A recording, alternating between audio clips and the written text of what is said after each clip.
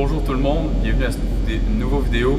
Aujourd'hui, ça va être beaucoup des trucs physiques. Donc, on va beaucoup travailler la coordination et l'agilité. Donc pour les échelles de coordination, on va commencer ça simple.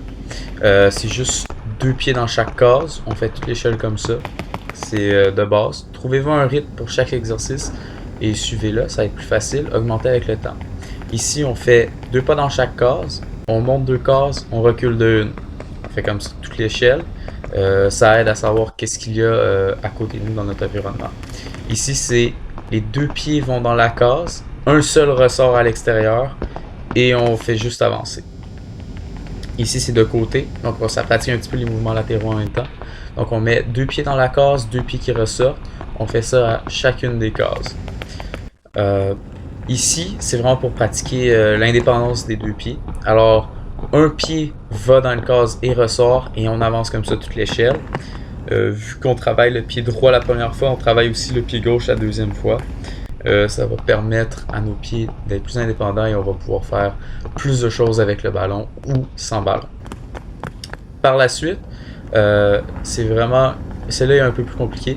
Alors, on passe un pied devant l'autre et il rentre, le pied qui passe devant passe dans la case, l'autre fait juste sauter par-dessus l'échelle. Trouvez-vous un rythme, comme pour celui-ci. Celui-ci, c'est l'inverse. Alors, le pied passe derrière, l'autre saute l'échelle. Alors, derrière, saute l'échelle.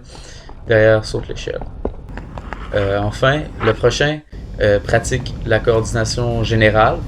Alors, c'est pas juste pour les pieds, c'est pour tout le corps. Alors, cela, c'est un peu plus du bonbon. Trouvez-vous un rythme, encore une fois. Faites-le bien. Privilégiez la précision à la vitesse. Ici, c'est vraiment de reculons. Alors, on passe 2 pieds dans une case et quand on ressort les 2 pieds. Alors ça, faites-le vraiment la tête en regardant devant. Ça va être plus compliqué, mais vous allez mieux savoir votre environnement, qu'est-ce qui se passe autour de vous. Ici, c'est vraiment des sauts les pieds joints dans chacune des cases. Ici, pour avoir un petit peu plus de force, vous sautez par-dessus une case. Maintenant, c'est plus pour des changements de direction.